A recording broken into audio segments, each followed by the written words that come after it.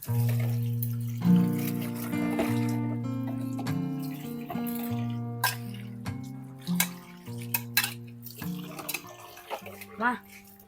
isa lang ako kina Kuya Gilbert. Nakikinood lang ng TV. Sige, anak. Para hindi ka na rin mainip dyan. Sige, ma. Dito na ako. Sige, anak.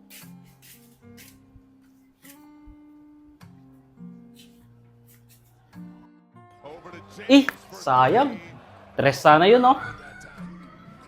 Ay nga, libre si Lebron, no? Sayang, hindi pinasa. Sayang nga, libre na libre siya, oh. Baka ikatalo pa nila yun. Kaya nga eh. Bert, silipin mo nga kung sino yan. Kuya, si Brutus. Sige, Bert, patayin mo muna yung TV. Tignan ko muna si Brutus. Ano yun, Tos? Kuya, magkikinood sana ako. Naku, Tos, brownout. Kami nga gusto din manood eh. Ah, ganun po ba, kuya? Sige, uwi muna po ako. Ano kuya, nandiyan pa ba? Wala na, Bert. Play mo na.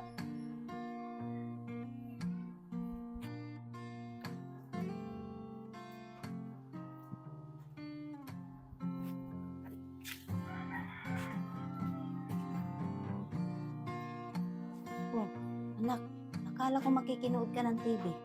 Sabi po kasi nila, kuya, run out daw po.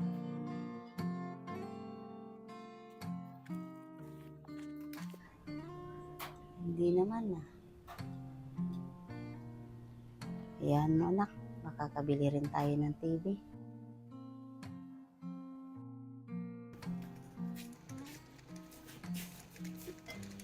Naku, wala pang kanin.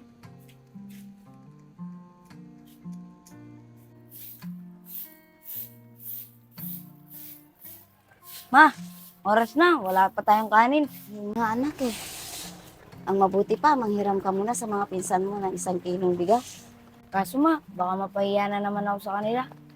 Subukan mo naman, anak eh. Mamaya pa yung bayad sa labada ko. Sige ma, susubukan ko.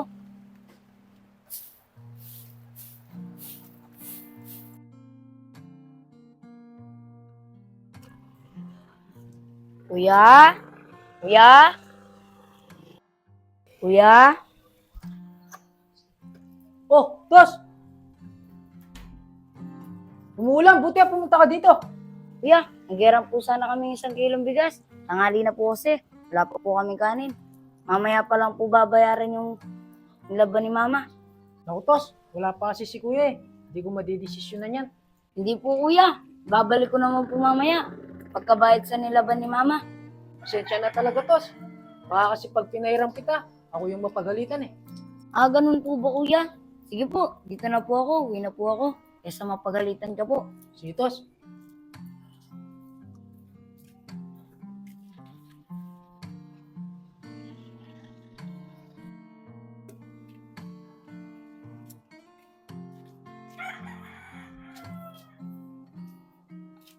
Oh, anak, andyan ka na pala.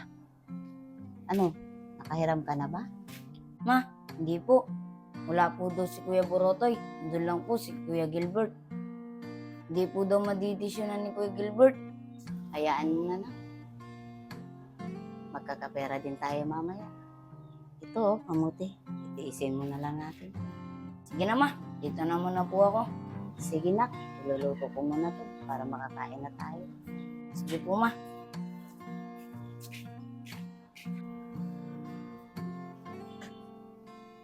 Tiis mo na ngayon, nak. Papabor din sa atin ang panahon.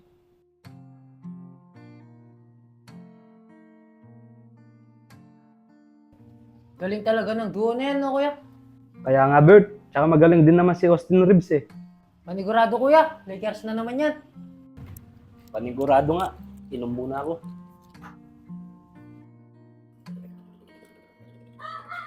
Galing talaga ng Lakers. Kaya idol na idol ko si Lebron eh. Bert, nakikinood si Brutus. Ayun, oh. Asan, kuya? Oo nga, no.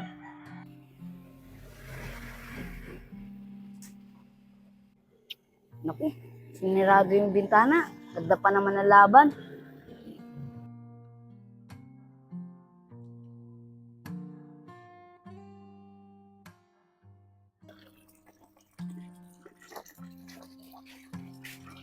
Ma, tapos ka na po ba dyan sa labahan mo? Hindi pa anak eh. Halos umpisa ko pa lang. Sige ma, nanonood muna ako sa mga pinsan ko. Sige anak. Sige po ma.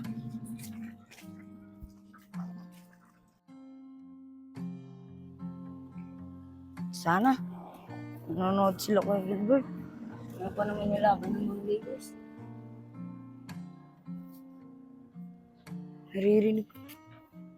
Uy, sakto, naka-open yung TV.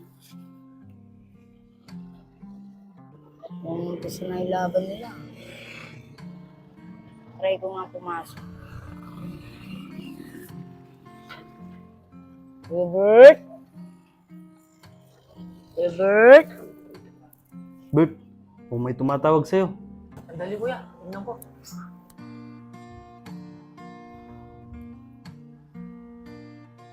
Kuya, si Brutus. Patayin mo muna yung TV, Bert. Tapos sabihin mo, naglilinis tayo. Panigurado, manonood na naman yan. Sige kuya.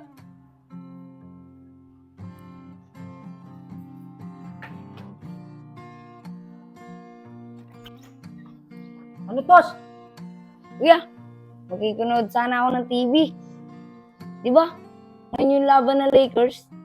Naku tos, naglilinis kami eh. Tsaka di naman kami nanonood ng TV. Pero kuya, naririnig ko yung TV nyo. Kahit pumasok ka pa dito tos, di naman kami nanonood, naglilinis kami. Sige kuya, salamat na lang. Ayun kuya, umalis na. Gilbert, buksan mo na yung TV. Sige kuya.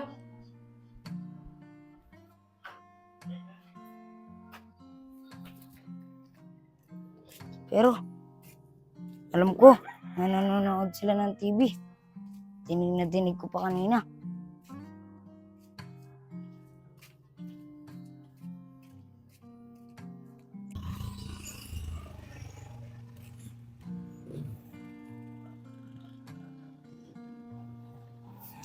Sabi ko na eh, nanonood sila ng TV. Sige, kung ayaw niyo din ako papanoorin ng TV, di wag na lang. Balang araw din, makakabili kami ng TV para di na ako mag-inood sa inyo.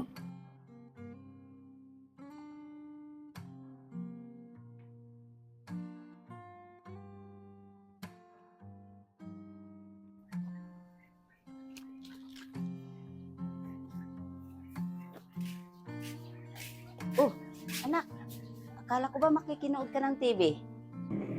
Ma, bakit ganyan yung mga pinsan ko, no? Sa tuwing nanonood daw sa kanila, pinapatay nila yung TV nila.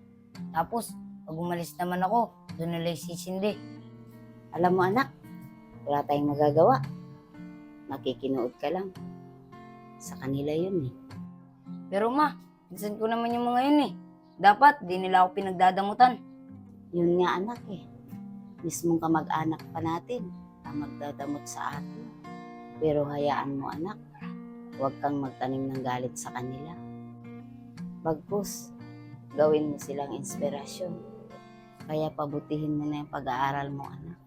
Para balang araw makabili ka rin ng TV. Opo ma, yun na lang po siguro ang tangang igaganti ko sa kanila. Ang gawin inspirasyon.